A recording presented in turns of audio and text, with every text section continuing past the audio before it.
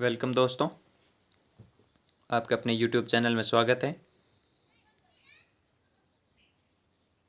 आज हम पीटीटी के बारे में बात करेंगे कि काउंसलिंग की जो प्रक्रियाएं थी 13 तक, वो आज बढ़कर अंतिम तिथि बढ़ा दी गई है और फीस का स्ट्रक्चर तो वही है जो पहले निर्धारित किया गया था। फिर कईयों के दिमाग में ये क्वेश्चन आ रहा है कि हम डीएलएड करें। कईयों का डीएलएड में भी सिलेक्शन हो रहा है और पीटीटी में भी सिलेक्शन हो रहा है, तो मनवा रहा है कि क्या बीएड करें या फिर बीएसटीसी करें या डीएलएड करें। मतलब बीएससी बीएड करो या फिर डीएलएड करो, तो इसमें से सबसे बेटर क्या है, अच्छा क्या है, तो इसके बारे में बात करेंगे। तो अगर आप चैनल पर नए हैं तो लाइक करें, सब्सक्राइब करें और शेयर ज़रूर करें। तो चलिए शुरुआत करेंगे। इन 3 क्वेश्चन आपके सामने हैं और भी आप अगर आपके कोई क्वेश्चन है तो आप कमेंट बॉक्स में पिन कर सकते हैं, उसका जवाब मैं ज़रूर दूंगा। तो चलिए शुरुआत करते हैं। जैसे कि हम पीटीटी की ऑफिशियल साइट पर आ चुके हैं। यहाँ पर आप देख रहे हैं हेडिंग चल रही है 5,000 रुपये ऑनलाइन अथवा बैंक में जमा कराने की जो भी फीस है वो, और अंतिम तिथि बढ़ाकर 15 कर दी गई है। और आपकी जो चयन की अंतिम तिथि है महाविद्यालय की, वो 16 अक्टूबर कर दी गई है और ये प्रक्रियाएं आपकी चलती रहेगी। हालांकि डेट और बढ़ जाएगी इसकी।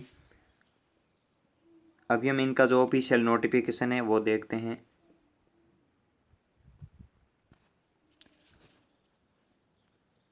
ये हमारे सामने इनका ऑफिशियल नोटिफिकेशन है, पीटीआईटी डूंगर कॉलेज बीकानेर। ये 13/10/2020 का ही है और इसमें देखिएगा कि काउंसलिंग की जो फीस है वो 5,000 रुपये निर्धारित की गई है।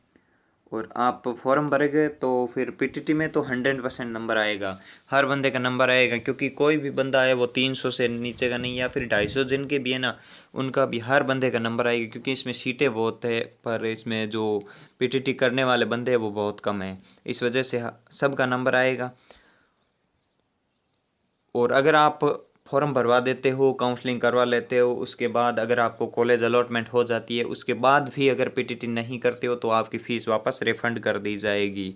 ये आपको टेंशन लेने की कोई ज़रूरत नहीं है। तो इसीलिए आपको काउंसलिंग ज़रूर करवानी है अगर आपने एग्ज़ाम दिया है तो। जो इसकी काउंसलिंग डेट थी जो 7 से 13 रखी गई थी, जो अब 15 कर दी गई है। और फिर फीस 5,000 रुपये है ही। और महाविद्यालय चयन की जो अंतिम तिथि है वो 16 तारीख कर दी गई है और महाविद्यालय वो 18/10 को आपको आवंटित की सूचना मिल जाएगी। आगे बात की जा रही है, जो फीस का स्ट्रक्चर है वो 22,000 रुपये 2020-21 यानी 1 साल की आपकी फ़ीस है वो 22,000 रुपये और 5,000 रुपये यहाँ से ली जा रही है, यानी कुल मिला के 27,000 रुपये फीस है। और 8/10/2020 से 23/8/10/2020 के मध्य ये शुल्क लिया जाएगा। हालांकि अभी तो काउंसलिंग चल रही है, लेकिन 23 तक हो सकता है आपका अलॉटमेंट जारी होकर आपको फीस के लिए बोल दिया जाए। प्रथम काउंसलिंग के पश्चात आवंटित महाविद्यालय में रिपोर्टिंग ऑनलाइन 18/10 से होनी शुरू हो जाएगी, यानी 2-4 दिन बाद ही। और इसके बाद जो अपवार्ड मूवमेंट है, अपवार्ड मूवमेंट होता है कि अगर आपका जो भी चयन होता है वो किसी दूसरी जगह, यानी आपसे जो आप रहते हो वहाँ से बहुत ज़्यादा दूर हो जाता है, उसके बाद आपका अपवार्ड मूवमेंट का फॉर्म भरा जाता है, जिसके माध्यम से आपके नज़दीकी अगर कोई कॉलेज में सीट खाली है तो वहाँ पे आपका ट्रांसफ़र कर दिया जाता है। इस आधार पर आप अपवार्ड मूवमेंट में फॉर्म भर के कहीं दूर आ रहा है, मान लीजिए आप जोधपुर से और आपका नंबर आ गया धौलपुर वहाँ पे, तो आप अपवार्ड मूवमेंट का फॉर्म भर के यहाँ पास में आ सकते हो, बीकानेर, झुंझुनू, चूरू, ऐसे अजमेर, इनके पास में। काउंसलिंग की बात हो गई, फीस का स्ट्रक्चर बात हो गई। मैं बता रहा हूँ कि 27,000 रुपये आपकी फ़ीस 1 साल की होगी। आपकी 4 साल की पूरा कोर्स है। अब इसके लाभ क्या है वो देखो कि पीटीटी का क्या लाभ है और बीएसटीसी के क्या लाभ है, इसके बारे में बात करते हैं। पीटीटी के क्या लाभ है और बीएसटीसी के दो, प्री डीएलएड के दो, इसकी क्या लाभ है। यह आपका कोर्स 4 वर्ष का है, ये कोर्स आपका 2 वर्ष का है। मेन डिफरेंट यही है आपका, क्योंकि ये आपको 4 वर्ष तक कोर्स होगा और ये 2 वर्ष का ही कोर्स होगा। दूसरी बात फीस की है। फ़ीस की बात करें तो इसमें फ़ीस आपकी आधी लगेगी, इसमें इससे डबल फ़ीस इसमें लगेगी। यानी इसमें फ़ीस आपकी समथिंग 20,000 के समथिंग है 1 साल की, लेकिन इसमें 27,000 रुपये है और इसमें 20,000 रुपये। तो इसमें 2 साल की अगर माने तो 40,000 रुपये के समथिंग फ़ीस लगेगी, लेकिन इसमें 4 साल की 27,000 से लाख के नज़दीक पहुंच जाती है, यानी लाख को भी पार कर जाती है 4 साल में। तो बस मेन डिफरेंट थोड़ा सा इतना है। और अगर आप मतलब वास्तव में ही अगर टीचर बनना चाहते हो तो मेरे हिसाब से पीटीटी करें। बीएसटीसी में क्या होता है कि आपको सिर्फ 3rd ग्रेड के ही टीचर बनाया जाएगा। इसमें आप 1st ग्रेड को छोड़कर, क्योंकि 1st ग्रेड एमए करने के बाद या फिर एमएससी या एमकॉम करने के बाद ही दे सकते हैं, तो 1st ग्रेड को छोड़कर 2nd ग्रेड और रीट 2nd लेवल का पेपर आप इसमें दे सकते हैं। लेकिन इसमें आपका एक ही ऑप्शन एलिजिबल होगा जिसमें 1st लेवल का रीट का आप एग्ज़ाम दे सकते हो। तो अगर आपने ये पेपर दिया है और अगर आप इसमें इंटरेस्टेड हैं तो आप मेरे हिसाब से पीटीटी करें। बीएसटीसी के अंदर आपको 2 साल तो देने पड़ेंगे, लेकिन उसके बाद आप 3rd ग्रेड में ही अटके रहोगे। अगर आप 2nd ग्रेड में या फिर 1st ग्रेड में जाना चाहते हो तो आपको बीएड करनी पड़ेगी, चाहे कुछ भी हो जाए। इसके बिना आपका प्रमोशन भी नहीं होगा। लेकिन अगर आप पीटीटी के माध्यम से अगर आप 3rd ग्रेड में लगते हो तो 2, 3, 4 साल बाद आपका क्या होगा कि प्रमोशन करके 2nd ग्रेड में बदल दिया जाएगा। लेकिन एक बात है कि बीएसटीसी में अगर आप 3rd ग्रेड में लग गए तो आपको 2nd ग्रेड में जाने के लिए बीएड करनी पड़ेगी। आपके सामने कोई ऑप्शन नहीं बचेगा, उसके बाद आपको बीएड करनी पड़ेगी। इसीलिए अगर आप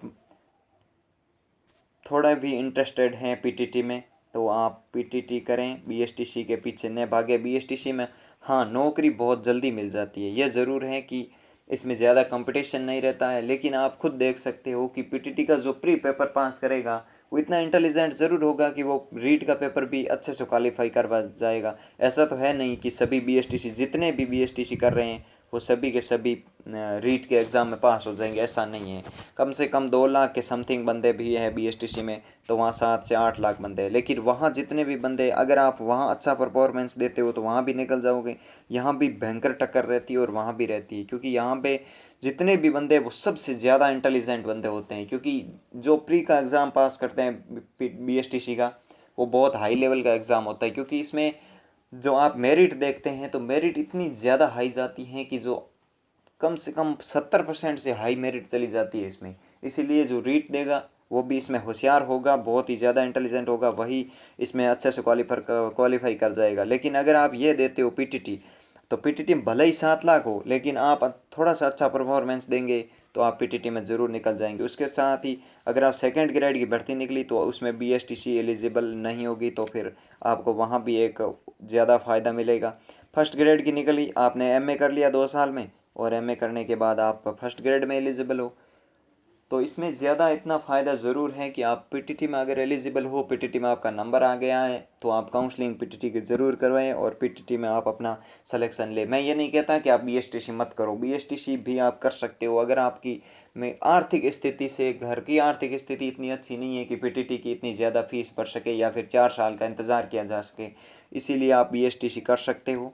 लेकिन अगर अच्छे घर से हो, आपकी वहाँ पे अगर कोई आपके घर से गवर्नमेंट सर्वेंट है या फिर आपके कोई आर्थिक समस्याएं नहीं है तो आप फिर पीटीटी ही करें। मेरा तो मानना यही कि आप पीटीटी करें, क्योंकि पीटीटी में आपका भी फ़ायदा है। तो फिर अगर आप आर्थिक रूप से अच्छे हैं, आपका परिवार अच्छा है आर्थिक रूप से, तो आप पीटीटी कर सकते हैं, वरना आप बीएसटीसी करके एक बार नौकरी ज़रूर लग जाइए। उसके बाद आप आराम से बीएड करेंगे तो टाइम तो लगेगा, लेकिन आप सिलेक्शन ज़रूर हो पाएंगे। जो बीएसटीसी करके सिलेक्शन होगा वो पीटीटी और बीएसटीसी बीएड सब में सिलेक्शन हो सकता है। तो अगर आप चैनल पर नए हैं तो लाइक करें, सब्सक्राइब करें, शेयर ज़रूर करें। आज के लिए बस इतना ही सूचना है, कल और नए वीडियो के साथ आपके सामने हाजिर। धन्यवाद।